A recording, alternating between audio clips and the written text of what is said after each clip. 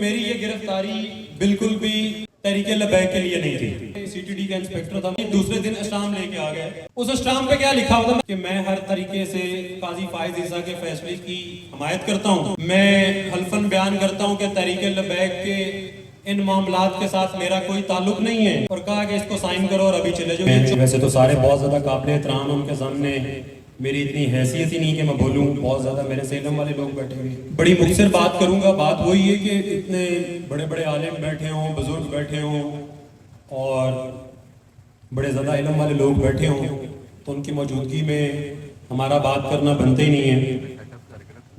میں صرف ایک بات کروں گا کہ اب دنیا کو یہ بات سمجھ آ گئی ہوگی کہ بابا جی حضور آقا صلی اللہ علیہ وآلہ وسلم کی ناموس پہ پہرا دینے کے لیے ایک فوج تیار کر کے گئے ہیں. اگر کسی کو کوئی 1% ڈاؤٹ تھا بھی، کسی کے کوئی گمان تھا، تو میرا خیال ہے کہ اس ایپیسوڈ کے بعد جو یہ قاضی فائز عیسیٰ نے کیا اور اس کے بعد پھر جیسے اس فیصلے کو واپس کروایا، تو اب لوگوں کو سمجھ آ گیا ہوگا کہ بابا جی نے پہرا دینے کے لیے کس طرح کی غیرت مند ایک فوج تیار کی ہے.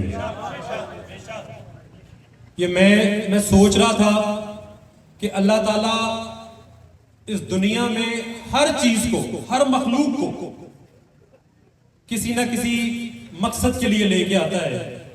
تو وہ تو پھر قبلہ امیر المجاہدین حافظ خادم حسین رضوی رحمۃ اللہ علیہ تھے.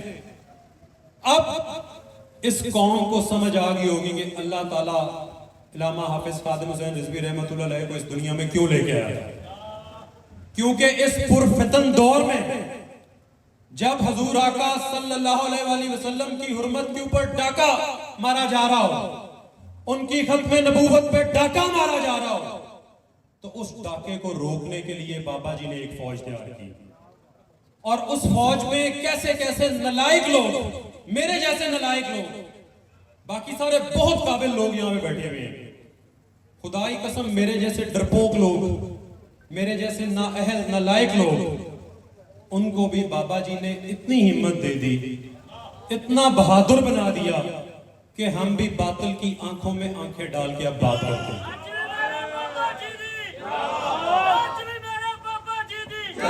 ابھی جب یہ سارا معاملہ چل رہا تھا تو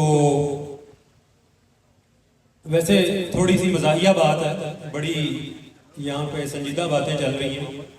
وہ الیکشن کا ہم نے ٹکٹ لینا ہو تو ہمیں جماعت کی طرف سے ایک فارم دے دیا جاتا تھا کہ ناموس رسالت کے لیے یا ختم نبوت کے لیے آپ کی کتنی دفعہ گرفتاری ہوئی، تو وہ خانہ ہر دفعہ خالی رہ جاتا تھا. تو میں اللہ سے دعا کرتا تھا، یا اللہ کہ ڈگری دے نہ لے کے ڈگری بھی دے دے تاکہ اے خانہ سے کبھی خالی نہ ہو رہے. تو وہ جب وہ ڈگری ملی تو پکڑ کے لے گئے، تو لے جا کے کہا، ایک اسٹامپ لے کے آ گئے. میں نے کوئی انٹرویو نہیں دیا اس کے بعد، کیونکہ میری یہ گرفتاری بالکل بھی تحریک لبیک کے لیے نہیں تھی. میں بڑی اوپن بات کرتا ہوں. جماعت کے لیے شاید ہم کترا جاتے، ہم کہیں اور چلے جاتے، کسی اور ملک کی سیر کرنے چلے جاتے. یہ تو خالصتاً اعزاز تھا، اور جس کے لیے مجھ جیسے ناچیز کو بھی چنا گیا. تو جب اریسٹ کر کے لے کے گئے تو وہاں پہ جا کے اسٹامپ لے کے آ گئے. پہلا دن تو نہیں، دوسرے دن اسٹامپ لے کے آ گئے. اس اسٹامپ پہ کیا لکھا ہوتا، میں نے کوئی انٹرویو نہیں دیا. آج یہاں پہ بات کر رہا ہوں اور کھلم کھلا بات کر رہا ہوں. اسٹامپ پہ لکھ کے لے کے آ گئے کہ میں ہر طریقے سے قاضی فائز عیسیٰ کے فیصلے کی حمایت کرتا ہوں. میں حلفاً بیان کرتا ہوں کہ تحریک لبیک کے ان معاملات کے ساتھ میرا کوئی تعلق نہیں ہے.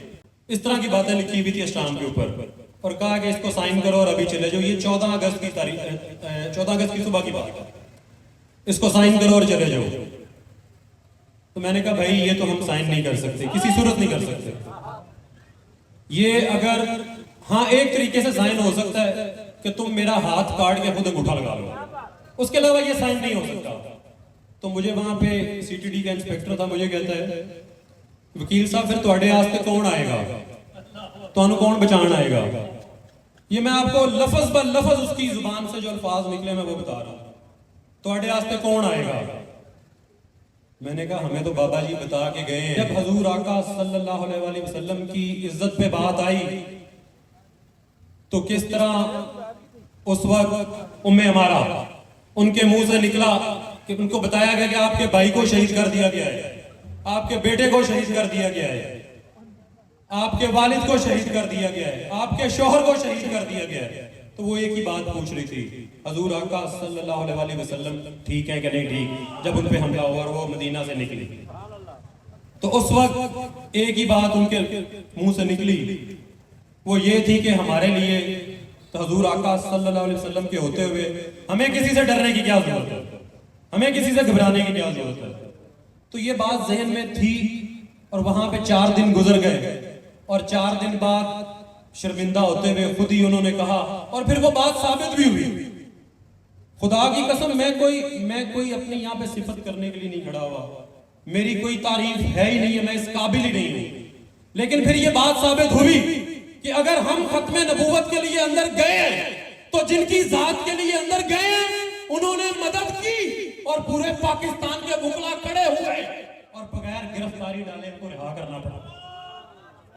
तो जिनके लिए हम जाते हैं फिर वो हमें निकालने का बंदोबस्त करते हैं। तो बस बात ये है कि खत्म नबूवत का मामला जब भी हो तो ये गर्दने, ये माल, ये दौलत, ये शोहरत, हर चीज हम अपनी फ्रंट रो में पेश करेंगे। तहरीके लबैक पाकिस्तान हमें इसके लिए प्लेटफॉर्म प्रोवाइड करती है और तहरीके लबैक पाकिस्तान के तवस्सुत से ही हम पेश करेंगे ता क़यामत करेंगे।